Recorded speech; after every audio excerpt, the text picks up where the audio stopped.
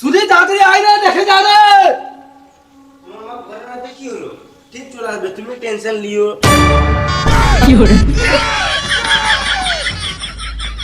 তুমি এটা কি করলে?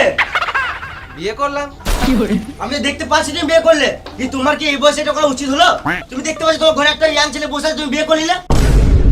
তোর হচ্ছে না তাই করিস নাই, আমার হয়ে গেল তাই করে নিলাম। ড্যাম না চিতি বাবা আমার। বাবা তুমি দেখতে পাচ্ছ বাবা এটা কি করেছে, কিছু বলো। আমি এইসবের জন্য নয়, তোরা যা করছিস কর, গান মারা গা, আমাকে শুধু সময় সময় খেতে দিবি তাহলেই হবে।